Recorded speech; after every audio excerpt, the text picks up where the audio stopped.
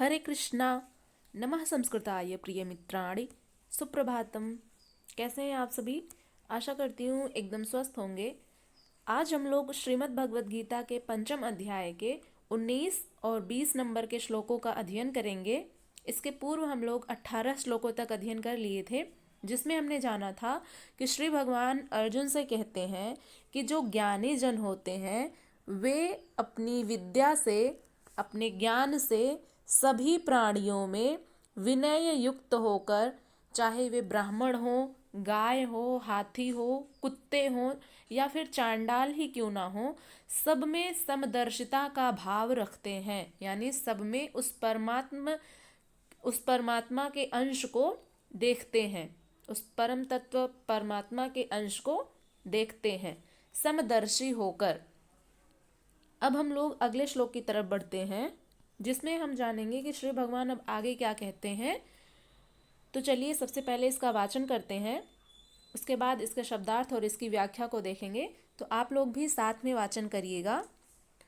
इहैव तैर्जितः सर्गो येषां साम्ये स्थितं मनः निर्दोषं हि समं ब्रह्म तस्माद् ब्रह्मणि ते स्थिताः। अर्थात इहैव, इह माने इस जीवन में, एव माने ही, इहैव में वृद्धि संधि हुई है तो इह धन एव।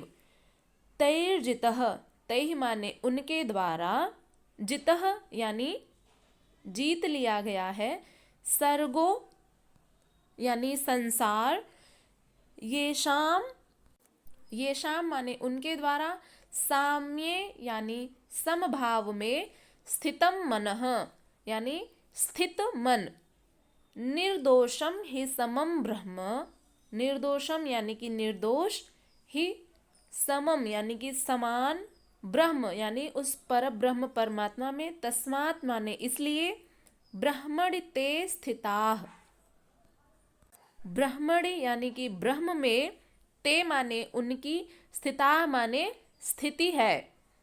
तो ये रहा शब्दार्थ। अब इसकी व्याख्या देखते हैं कि श्री भगवान अर्जुन से क्या कहते हैं। श्री कृष्ण अर्जुन से कहते हैं कि जिनका मन समभाव में स्थित है, येषां साम्ये स्थितं मनः, जिनका मन समभाव में स्थित है, उनके द्वारा, तेषाम यानी उनके द्वारा, इस जीवित अवस्था में संपूर्ण संसार, सर्गो यानी संपूर्ण संसार जीत लिया गया है। जितः, तैः माने उनके द्वारा, तैः जितः सर्गो, उनके द्वारा यह संपूर्ण संसार जीत लिया गया है। क्योंकि, तस्मात् माने इसलिए, क्योंकि सच्चिदानंद घन परमात्मा, यहाँ पर ब्रह्मणि जो दिया गया है यानी कि ब्रह्म में या सच्चिदानंद घन परमात्मा निर्दोष और सम है। निर्दोषम ही समम ब्रह्म, वे परमात्मा जो हैं, सच्चिदानंद घन स्वरूप परमात्मा निर्दोष और सम है। इससे वे सच्चिदानंद घन परमात्मा में ही स्थित हैं।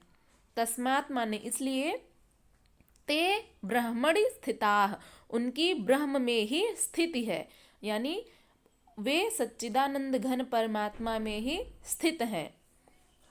तो ये तो रही व्याख्या। अब इसको थोड़ा सरल व्याख्यायित करते हैं, थोड़ा और अच्छे से समझने का प्रयत्न करते हैं। उन पुरुषों द्वारा जीवित अवस्था में ही संपूर्ण संसार जीत लिया गया है। किन पुरुषों द्वारा? जिनकी स्थिति परमात्मा में हो गई है, ऐसे पुरुषों द्वारा जीवित अवस्था में ही संपूर्ण संसार जीत लिया गया है, जिनका मन समत्व में स्थित है। मन के समत्व का संसार जीतने से क्या संबंध है? अब ये प्रश्न उठ सकता है, तो संसार मिट ही गया तो वह पुरुष कहाँ रहा? यदि संसार नष्ट हो जाए तो वो पुरुष ही कहाँ रहा? तो इस पर श्री कृष्ण कहते हैं कि निर्दोषम ही समम ब्रह्म, वह ब्रह्म निर्दोष और सम है। इधर उसका मन भी निर्दोष और सम स्थिति वाला हो गया, तो इसलिए तस्मात् ब्रह्मणि ते स्थिताः, इसलिए वह ब्रह्म में स्थित हो जाते हैं। इसी का नाम अपुनरावर्ती यानी परम गति है। यह कब मिलती है? अब ये स्थिति जो होती है वो कब मिलती है? जब संसार रूपी शत्रु जीतने में आ जाए तब। संसार कब जीतने में आता है? संसार पर हम विजय कब प्राप्त कर सकते हैं? तो जब हमारे मन का निरोध हो जाता है, हमारी जो इच्छाएं हैं, हमारी कामनाएं हैं, उनका जब निरोध हो जाता है, वे जब समाप्त हो जाते हैं और समत्व में प्रवेश पा जाए, क्योंकि मन का प्रसार ही जगत है। जब वह ब्रह्म में स्थित हो जाता है तब ब्रह्मविद का लक्षण क्या है? जब किसी योगी का मन ब्रह्म में स्थित हो जाता है तब ब्रह्मविद का क्या लक्षण होता है? अब उसके लक्षण को बतलाएंगे अगले श्लोक में। तो आशा करते हैं ये श्लोक आप लोगों को समझ में आ गया होगा। अब अगले श्लोक की तरफ बढ़ते हैं। तो सबसे पहले इसका भी सस्वर वाचन करते हैं, उसके बाद इसके शब्दार्थ और इसकी व्याख्या को देखेंगे। तो चलिए मेरे साथ वाचन करिए। न प्रहृष्येत् प्रियं प्राप्य नोद्विजेत् प्राप्य चाप्रियं स्थिरबुद्धिर्सम्मूढ़ो ब्रह्मविद् ब्रह्मणि स्थितिः। अर्थात न प्रहृष्येत् प्रियं प्राप्य, न माने नहीं, प्रहृष्येत् अप्रियं प्राप्य, अर्थात न माने नहीं, प्रहृष्येत् प्रियम, प्रहृष्येत् यानी हर्षित, प्रियम यानी प्रिय को, प्राप्य यानी प्राप्त होकर, नो द्विजेत प्राप्य चा प्रियम, न माने नहीं, द्विजेत प्राप्य, च अप्रियम यानी उद्विजेत, न धन उद्विजेत, प्राप्य च अप्रियम यानी उद्विजेत का अर्थ होता है विचलित, च माने और, अप्रियम माने कि जो अप्रिय है, प्राप्य यानी प्राप्त होकर, स्थिर बुद्धि सम्मूढ़ो जिनकी बुद्धि स्थिर हो गई है, और सम्मूढ़ो यानी कि संशय रहित, ब्रह्मविद यानी ब्रह्मवेत्ता पुरुष, ब्रह्मण स्थितः यानी ब्रह्म में ही एक ही भाव से स्थितः माने स्थित है। ये रहा शब्दार्थ। अब इसकी व्याख्या देखते हैं।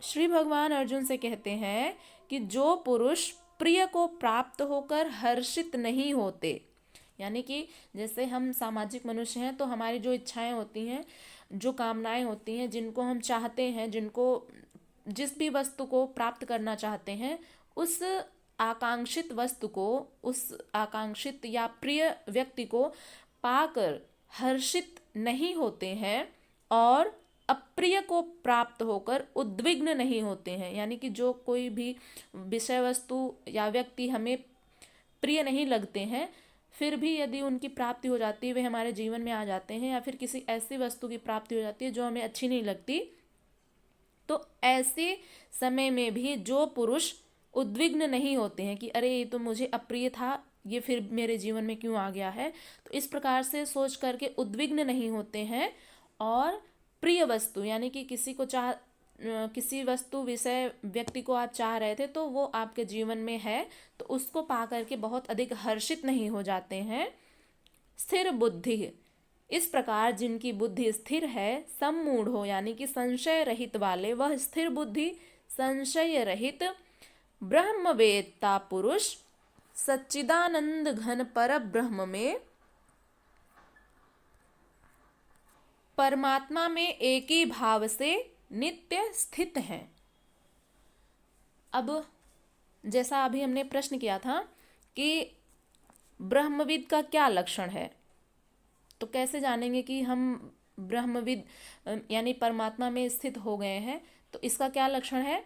तो यही लक्षण है कि जो व्यक्ति प्रिय वस्तुओं को पा करके हर्षित नहीं होते हैं और अप्रिय को पा करके उद्विग्न नहीं होते हैं, और वह स्थिर बुद्धि वाले होते हैं, संशय रहित होते हैं, ब्रह्मवेत्ता पुरुष सच्चिदानंद घन पर ब्रह्म परमात्मा में एक ही भाव से नित्य स्थित रहते हैं, तो उसका कोई प्रिय और अप्रिय नहीं होता है। अब इसको थोड़ा सा और व्याख्यायित करते हैं। जिस भी व्यक्ति का कोई प्रिय या अप्रिय नहीं होता, इसलिए जिसे लोग प्रिय समझते हैं उसे पाकर वह हर्षित नहीं होता है। यानी कि जो योगी पुरुष होते हैं उनके लिए कोई भी व्यक्ति, विषय, वस्तु प्रिय या अप्रिय नहीं होती है, सब में वे एक ही भाव से समदर्शी होकर के देखते हैं।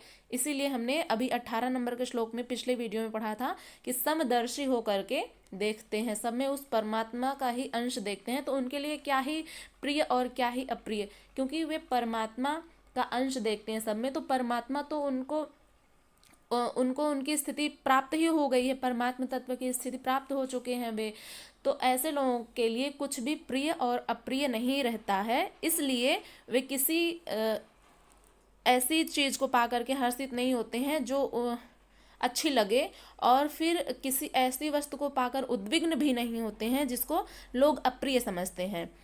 तो जैसा कि धर्मावलंबी चिन्ह लगाते हैं, उसे पाकर वह उद्वेगवान नहीं होता है। ऐसा स्थिर बुद्धि संशय रहित ब्रह्म से संयुक्त ब्रह्मवेत्ता परात्पर ब्रह्म में सदैव स्थित रहते हैं। तो अब आप लोग समझ गए होंगे कि उस ब्रह्मविद का क्या लक्षण है। तो इस श्लोक में हमने समझा कि जो पुरुष प्रिय को प्राप्त होकर हर्षित नहीं होते हैं, अप्रिय को प्राप्त होकर उद्विग्न नहीं होते हैं, ऐसे स्थिर बुद्धि संशय रहित ब्रह्मवेत्ता पुरुष सच्चिदानंद घन पर ब्रह्म परमात्मा में एक ही भाव से नित्य स्थित रहते हैं। यही है ब्रह्मविद का लक्षण। तो अब आशा करते हैं कि ये दोनों श्लोक आप लोगों को समझ में आ गया होगा। फिर भी यदि कोई संशय हो तो निसंदेह पूछ सकते हैं। और आप लोग बताइए कि श्री कृष्ण के चक्र का क्या नाम है, कमेंट करिएगा। हम लोग मिलेंगे अब अगली वीडियो में अगले श्लोक के साथ। तब तक के लिए अपना ध्यान रखिएगा। नमः संस्कृताय।